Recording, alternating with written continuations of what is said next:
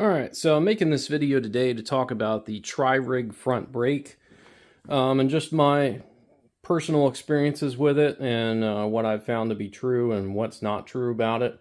I don't know if there's any other reviews on YouTube about this. I did watch the Tririg promotional video for it, so we're going to go through some things that are true and false in that as well. I haven't watched any other YouTube videos about this. I have my own personal experiences with it, so I don't really care about what anybody else thinks. So we're going to take a look at it here. So what comes in the box. Now mine is obviously installed, but it is nice foam that they give you in here. I'll try to do this one-handed. Well, I'm going to pause it. So the parts that they give you, other than, of course, the brake itself, there's an adapter here if you have the style where you have two bolts. I have the single, so I didn't need to use this piece. There's different length bolts here for going through your fork.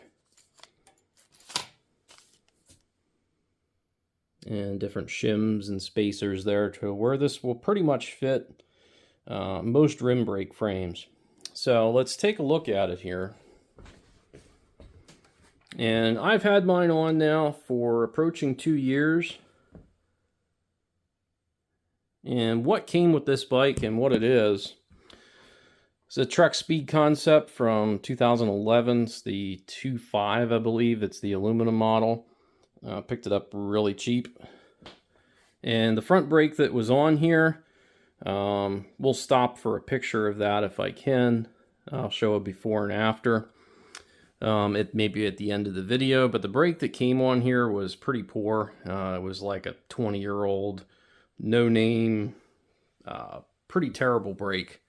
Didn't have very good performance either. Of course, the bike came with aluminum wheels. I've since upgraded to carbon clenchers. I'm using Elite wheels, which are pretty inexpensive. 25C tires, which from the factory, the best this could accept was 25C. With this front brake, you actually can go bigger. I would say you should be able to go up to 30, no problem. Possibly even more than that.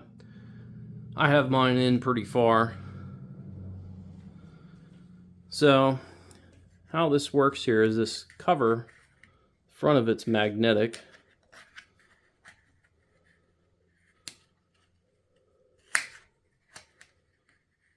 Not the easiest thing to get off with one hand.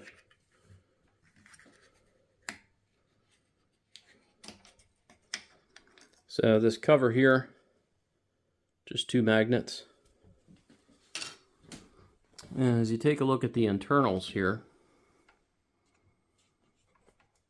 and how it kind of works is when you hit the lever, it's a center pull.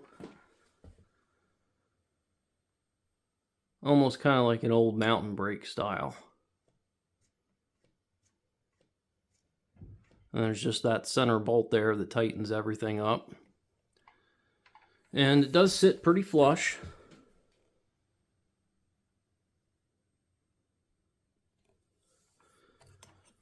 And you'll have this outside screw here which lets you work with the pad height. And then there's this little tiny screw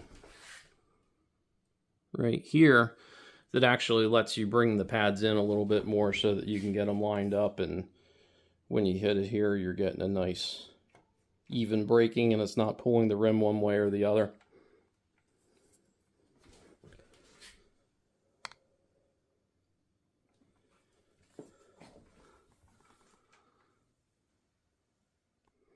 So what I like most about this is how much it has cleaned up the front end here. So everything is very uniform. Nothing really sticks out. Obviously just the brake cable, but you know, that is a pretty big improvement over something like this. So, and I'm in the opinion that nothing disc brake is ever going to be more aerodynamic, especially for a time trial bike. I've only done time trials with this. I'm not a triathlete. As far as actual brake performance, just to tell you, I'm a pretty big guy. I'm about 110 to 120 kilos, so if there's a brake problem, I'll know about it.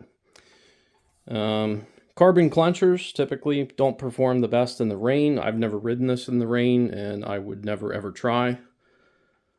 But in dry weather, the performance on this is no worse than what you'll find here on a road bike with Dura-Ace 7900 on it,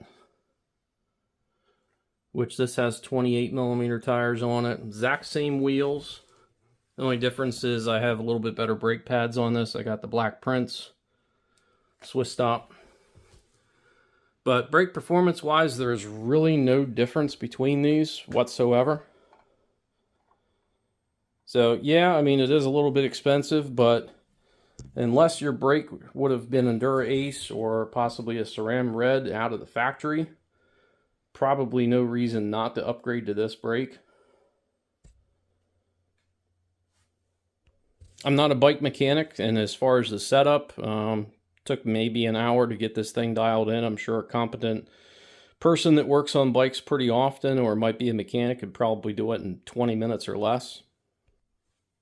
Certainly not because of the brake itself, but I've yet to run a single time trial on this where I was slower than before. But that's probably mostly due to fitness, but it definitely has not slowed me down whatsoever.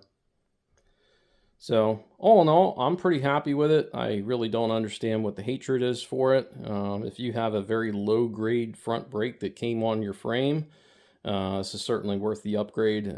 Only for TT bikes. I would not do this on a road bike. I don't think it's worth it. I think it would look kind of stupid. But in a time and place, it does work. And on this particular frame, I think it looks good. It's cleaned up the front end. And it actually does have much better brake performance than the brake that it replaced. So that's it for this one. If you have questions, let me know. I have pretty good experience with it.